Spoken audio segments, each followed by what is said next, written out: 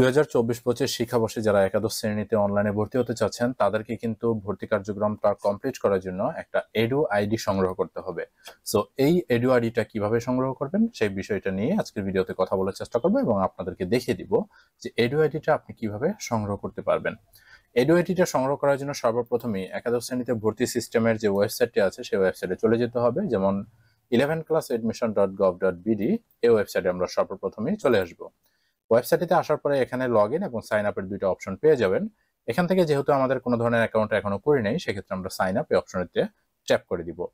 Sign up অপশনটিতে tap করার সাথে সাথে কিন্তু এখান থেকে এডু আইডির জন্য আবেদনের যেই ফর্মটা আছে সেই ফর্মটা এখানে ওপেন হয়ে যাবে। তো এখানে সর্বপ্রথমে আমরা নিচে দেখতে পাচ্ছি যে শিক্ষার্থীর ধরন আছে। শিক্ষার্থীর ধরন হিসাবে এখানে আমরা সিলেক্ট করব। এই অপশনটিতে আসার পরে আমরা ভিন্ন একটা অপশন এখানে দেখতে পারবো যে বোর্ড স্টুডেন্ট সিলেক্ট করতে বলা হচ্ছে এবং Bangladesh open university student equivalent certificate holder.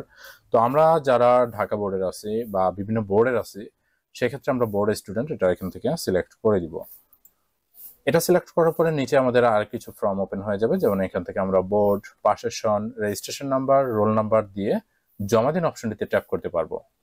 So এখান থেকে আমরা যদি সবগুলো ইনফরমেশন এখান থেকে সঠিকভাবে দিতে পারি, দেওয়ার পরে নিচে একটা ক্যাপচা কোডও পেয়ে যাব। হয়তোবা সেটা রোবোটিকও আসতে পারে বা যোগ বিয়োগ কোনো অপশন আসতে পারে। সেগুলো করে আমরা জমা দিন অপশনটিতে ট্যাপ করে দিব। জমা দিন অপশনটিতে ট্যাপ করে দিলে আপনার এসএসসির যে ডাটাবেজ আছে সেই ডাটাবেজ থেকে আপনার বিস্তারিত ইনফরমেশনগুলো কিন্তু এখানে দেখাবে। সো এই ইনফরমেশনগুলো হুবহু আপনার এডমিট অথবা রেজিস্ট্রেশন কার্ডের সাথে মিলিয়ে দেখতে হবে যে আসলে সবগুলো ইনফরমেশন আপনার এসএসসি সার্টিফিকেট অথবা মার্কশিটের সাথে হুবহু মিল আছে কিনা। বিশেষ করে আপনার লিঙ্গ এবং জন্ম তারিখ এই বিষয়গুলো একটু ভালো করে মিলিয়ে দেখে নেবেন।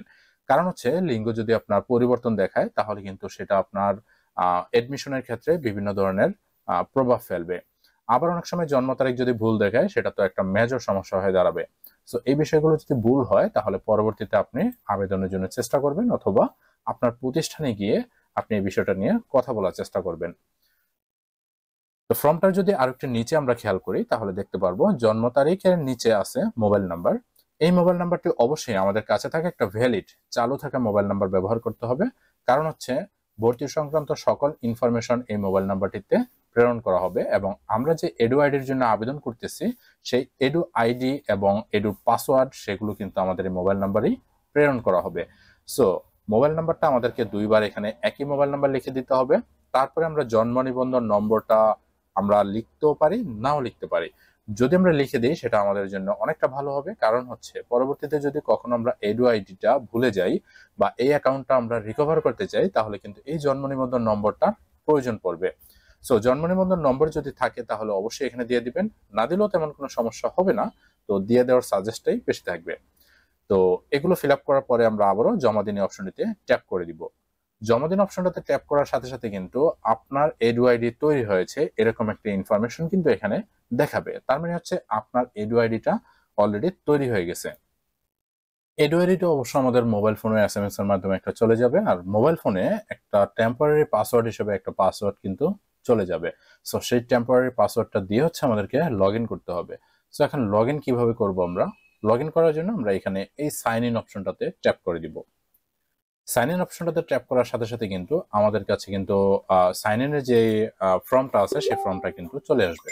তো সাইন ইনের এখানে আমরা ইউজার নেম এবং পাসওয়ার্ড, যে পাসওয়ার্ডটা আমরা আমাদের মোবাইল ফোনে পেয়েছি সেই পাসওয়ার্ডটা দিয়ে হচ্ছে এখানে আমাদেরকে প্রথমত সাইন ইন করতে হবে। আর ইউজার নেম হিসেবে এডু আইডি যেটা আমরা পেয়েছি সেই এডু আইডিটা কিন্তু আমাদেরকে ইউজার নেম হিসেবে ব্যবহার করতে হবে। অবশ্যই এডু আইডিটা আমাদেরকে খুব যত্ন সহকারে সংগ্রহ করে রেখে দিতে হবে, কারণ হচ্ছে পরবর্তীতে সকল কাজের জন্য এই এডু আইডিটার প্রয়োজন হবে। তো পাসওয়ার্ড দেওয়ার পরে আমরা এখানে সাইন ইন অপশনটিতে ট্যাপ করব। সাইন ইনে ট্যাপ করার সাথে সাথে কিন্তু এখানে আমাদেরকে পাসওয়ার্ড পরিবর্তন করার কথা বলা হবে। নতুন পাসওয়ার্ড হিসাবে আমরা আমাদের ইচ্ছে মতো যে কোনো একটা পাসওয়ার্ড এখানে ব্যবহার করতে পারি।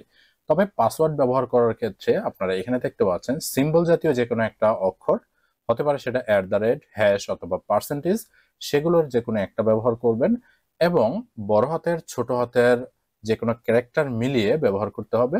পরবর্তীতে আপনি যে কোনো ডিজিট ব্যবহার করতে পারবেন। সবকিছু মিলিয়ে 8টা ডিজিট এখানে ব্যবহার করতে হবে। তো সেম পাসওয়ার্ডই আবার নতুন করে নিচে দিতে হবে। দেওয়ার পরে এখান থেকে জমা দিন অপশনটিতে ট্যাপ করে দিবেন। জমা দিন অপশনে ট্যাপ করার সাথে সাথে কিন্তু আপনার প্রোফাইলটা এখানে ওপেন হয়ে যাবে এবং প্রোফাইলের ভিতরে আপনার বিস্তারিত ইনফরমেশনগুলো আপনি পেয়ে যাবেন। পরবর্তীতে এখান থেকে কিন্তু আপনি একাদশ শ্রেণী ভর্তি কার্যক্রমটা সম্পন্ন করতে পারবেন। সর্বশেষ ভিডিওটি যদি আপনাদের কাছে উপকারে আসে, ভিডিওটি আপনি আপনার টাইমলাইনে শেয়ার করে রেখে দিতে পারেন অথবা আপনি আপনার ফ্রেন্ডদের সাথে শেয়ারও করতে পারেন।